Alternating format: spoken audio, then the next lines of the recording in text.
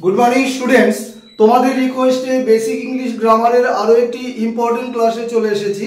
তো আজকে টপিকটা ভেরি ভেরি ইন্টারেস্টিং বা ইম্পর্টেন্ট যাই বলো, ওয়ান ভার্সেস ওয়ান স্পেলিং অবশ্যই আলাদা আছে। চলো স্ক্রিনশটের জন্য কয়েক সেকেন্ড সময় দিচ্ছি।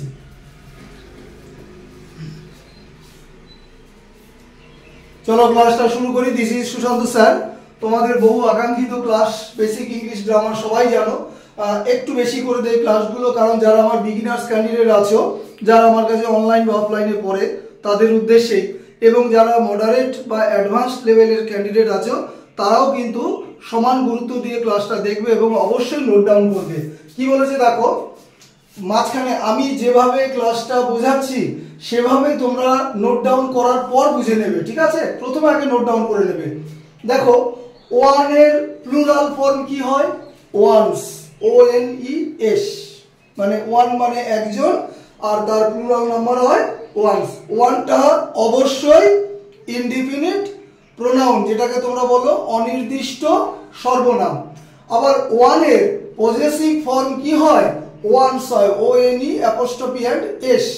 তাহলে ওয়ান্স হবে প্লুরাল ফর্ম, যেখানে অ্যাপোস্ট্রফি চিহ্নটা থাকবে না, আর যেখানে অ্যাপোস্ট্রফি আর এস থাকবে সেটা হচ্ছে পজেসিভ ফর্ম, মানে অধিকার বা সম্বন্ধ সূচক।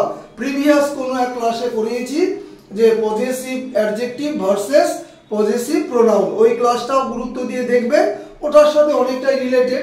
যাই হোক, চলো তাহলে প্রথমে তোমরা এটা বুঝে নিলে যে ওয়ানের প্লুরাল ফর্ম ওয়ান্স হয়, অ্যাপোস্ট্রফি থাকবে না, আর ওয়ানের পজেসিভ ফর্ম ওয়ান্স হয়, অ্যাপোস্ট্রফি আর এস থাকবে। এবার দেখো বাদিকে চলে যাও। ওয়ান সেন্টেন্সে দুই রকম পার্টস অফ স্পিচ হিসাবে ব্যবহার হতে পারে, একটা হচ্ছে প্রোনাউন আর একটা হচ্ছে অ্যাডজেক্টিভ। কি করে বুঝবো সেটা দেখো এক্সাম্পলের মাধ্যমে বুঝে নাও। One should do one's work. একজনের, এই একজনটা কে?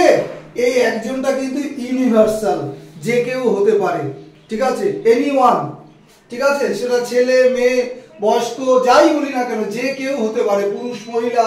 তাহলে এই one should do one's work, এখানে ওয়ানটা কি হয়? ওয়ানটা হচ্ছে প্রোনাউন। এবার বলবে কি করে বুঝবো?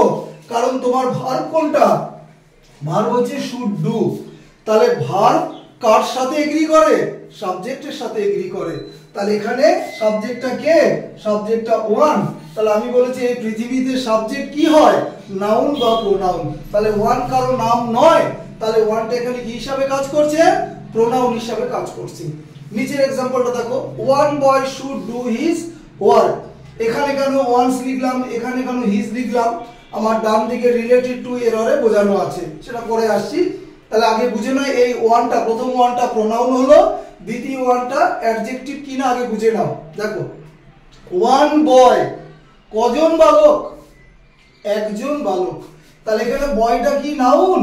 তাহলে নাউনের সম্বন্ধে যে তথ্য প্রদান করে, অর্থাৎ নাউনের দোষ গুণ সংখ্যা পরিমাণ, নিচে ক্লাসে পড়েছি যে প্রকাশ করে, তাকে কি বলে?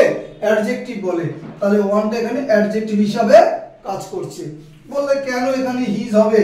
এখানে বয়টাকে দেখে হিজ হয়েছে, ঠিক আছে? ওয়ান বাই একটি বালক, ওয়ান বাই একটি বালক, তাহলে এটাকে দেখে হিজ হয়েছে। যদি এখানে গার্ল লিখতা, গার্ল মেয়েটি, তাহলে এখানে হিজের পরিবর্তে হার হতো। আর ওয়ান যখন ডাইরেক্ট সাবজেক্ট হিসাবে কাজ করছে তখন সেখানে কিন্তু তার পজেসিভ ওয়ান্স হবে। চলো ডান দিকে বলি এটা। এবার এক্সামে কোনটা বেশি দেয়? রিলেটেড টু এরর, এররের সঙ্গে সম্পর্কিত, খুব ইম্পর্টেন্ট এটা। ওয়ান শুড নো, তোমাকে সমস্যায় ফেলবে কি দিয়ে? তোমাকে সমস্যায় ফেলবে পজেসিভটা দিয়ে। কারণ তুমি মুখস্থ করবে ওয়ান যখন সেন্টেন্সে সাবজেক্ট হিসাবে ব্যবহৃত হচ্ছে, তখন সাবজেক্ট কি হয়? নাউন বা প্রোনাউন, তখন তার পজেসিভ সর্বদাই ওয়ান্স হবে, ওয়ান্স। তাহলে এখানে আনসার নেবে কোনটা? ওয়ান্স। তাহলে তোমাকে ফাঁদে ফেলার জন্য কি কি দিতে পারে? পজেসিভ, হিজ দিতে পারে, হার দিতে পারে, দেয়ার দিতে পারে। দেয়ার তো কখনোই আসবে না, কারণ এটা সিঙ্গুলার নাম্বার। তাহলে দেখো হিজ ভুল, হারও ভুল, দেয়ারও ভুল। তাহলে আমার এখানে সঠিক আনসার হবে ওয়ান্স। তাহলে বুঝিয়ে দিলাম রিলেটেড টু এররে কিভাবে দিতে পারে তোমাকে এক্সামে। এবার দেখো ক্লাসের শেষে দুটো হোমওয়ার্ক দিয়েছি তোমাদের। Nisha is knocking dash the door আর food was rationed dash the war. Option দেওয়া আছে, দেখে নেবে। প্রত্যেকে কমেন্ট সেকশনে আনসারগুলো সেন্ড করবে। দুটো তো ফিল ইন দ্য ব্ল্যাঙ্কস দিয়েছি, তাই না?